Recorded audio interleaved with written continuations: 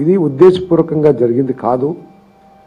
ఇది నేను ఆలోచించింది ఏమిటంటే గౌడ సంఘీయులందరూ కూడా ఎంతో అభిమానంతో ఎంతో గొప్పగా అక్కడ దాదాపు 300-400 వెహికల్స్తో ర్యాలీ అన్ని పెట్టి గొప్పగా చేసుకుంటున్నారు. కాబట్టి వారికి మనం సహకారం అందిస్తే మన పార్టీకి గౌడ సోదరుల సపోర్ట్ ఇంకా పెరుగుతుందని చెప్పేసి నేను ఆలోచించాను తప్పితే వేరే విధంగా ఆలోచించలేదు.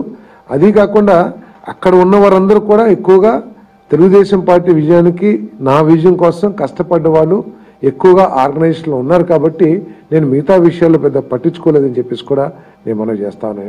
అక్కడ ఏదైనా చిన్న రప్చర్ చేసిన గౌడ సంఘీయులందరూ కూడా బాధపడి తర్వాత పార్టీకి ఏమన్నా తప్పుగా అన్వయిస్తారేమో నేను చేస్తేని.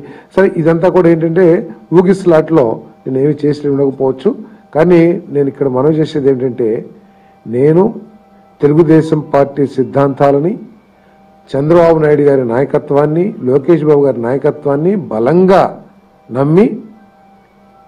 నమ్మటమే కాకుండా వారిద్దరూ కూడా నాకు చాలా ఎక్కువ గౌరవం ఇచ్చి నా గౌరవాన్ని పెంచిన విషయాన్ని నేను ఎప్పుడు కూడా మర్చిపోనని చెప్పేసి మనం చేస్తాను. నేను ఎల్లవేళలా వారి నాయకత్వాన్ని, తెలుగుదేశం పార్టీ కార్యకర్తల మనోబలాన్ని పెంచడానికి, వారి సమస్యలు పరిష్కరించడానికి, పార్టీ బలోపేతం అవడానికి మాత్రమే నేను పోరాటం చేస్తానని చెప్పేసి మనం చేస్తాను. ఎక్కడా కూడా ఏదో ఒక పత్రికలు రాశారు తాను ఏరు అని చెప్పేసి, ఆ తాను నుంచి నన్ను నేను చించుకుని నేను తెలుగుదేశం పార్టీలో చేరని చెప్పేసి నేను మనవి చేస్తా ఉన్నాను. ఎప్పటికైనా సరే నేను తెలుగుదేశం పార్టీ సిద్ధాంతాలని ప్రజలకు తీసుకువెళ్ళి ప్రతిపక్షం చేసే ప్రతి కార్యక్రమాన్ని కూడా ఒక్కరోజు ముందే మీరు కనుక చూసినట్టు అన్ని పత్రికల్లో కూడా ఇచ్చారు. తెలుగుదేశం పార్టీ వారు పేరు నాని గారు వీళ్ళంతా కూడా అమ్మేసి పారిపోయారని చెప్పేసి కూడా నేను ఇవ్వటం జరిగింది. వైసీపీ వాళ్ళంతా కూడా దోచేశారని చెప్పేసి కూడా అంతకు ముందు రోజే ఇవ్వటం జరిగింది. నేను ఎక్కడ కూడా పార్టీ సిద్ధాంతాలు కానీ పార్టీ విషయాలు కానీ ప్రజల్లోకి తీసుకువెళ్ళడానికి ఎక్కడ వెనుకంజ వేయటం కానీ వెనకడుగు వేయటం కానీ ఎక్కడ చేయనని చెప్పేసి కూడా నేను ఇక్కడ మనవి చేస్తూ మరొకసారి తెలుగుదేశం పార్టీ కార్యకర్తలు ఎందుకంటే నన్ను ఆదరించారు. నేను కేవలం 5-6 నెలల ముందు పార్టీలో చేరినా కూడా తెలుగుదేశం పార్టీ కార్యకర్తలందరూ కూడా నన్ను ఆదరించారు. ఆదరించి నూజివీడు ఎప్పుడు కూడా వైసీపీకి బలమైన నియోజకవర్గంలో నన్ను గెలిపించిన విషయాన్ని నేను ఎప్పుడు కూడా మర్చిపోనని చెప్పేసి మనం చేస్తాను. అందుకనే నా వ్యవహార శైలి కానీ నా పనితనం కానీ చూసినట్లయితే ఎప్పుడు నియోజకవర్గంలో తెలుగుదేశం పార్టీ కార్యకర్తలను బలోపేతం చేయడానికి, గ్రామాల్లో వివక్షాపూరితమైన పరిస్థితులు లేకుండా ఉండటానికి, తెలుగుదేశం పార్టీకి మేలు జరిగే విధంగానే నేను చర్యలు కానీ నిర్ణయాలు కానీ లేదా పనితనం కానీ చేస్తానని చెప్పేసి కూడా ఈ సందర్భంగా మనం చేస్తామని నేను ఈవెన్ మొన్న ఎలక్షన్లో కూడా నీటి సంఘాలేని ఎక్కడ కూడా కొంతమంది చెప్తున్నారు సారథి గారు ఏదో వైసీపీ వాళ్ళకి సపోర్ట్ చేస్తానని చెప్పేసి. నిన్న జరిగిన 83 ఎన్నో ఉన్నాయి 93 నా నియోజకవర్గం నీటి సంఘాలు, దాంట్లో ఒక్క పేరు కూడా నేను చెప్పలేదని చెప్పేసి మనం చేస్తాను.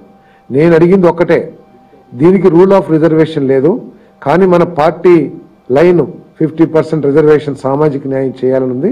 కాబట్టి మీరు ఎవరిని చేసుకున్నా ఏం చేసినా ఉన్న వాటన్నిటిలో 50% ఎస్సీ బీసీలకు వచ్చేటట్లు మీరు చర్యలు తీసుకోండి అని చెప్పేసి చెప్పాను తప్పితే పలానా వ్యక్తికి ఇవ్వండి ఈ వ్యక్తికి ఇవ్వండి అని కూడా నేను చెప్పలేదని చెప్పేసి మనం చేస్తాను. అదేవిధంగా డీసీ వచ్చింది, మాకు 2 డీసీలు ఉన్నాయి. ఒక డీసీ వాళ్ళు వచ్చారు, వస్తే నేను ఒకటే చెప్పాను, దాంట్లో నేను చెప్పేది ఏముంది బ్రదర్, అందరూ నాకు కోసం పనిచేశారు, నేను ఒక పేరు నేను చెప్పలేను.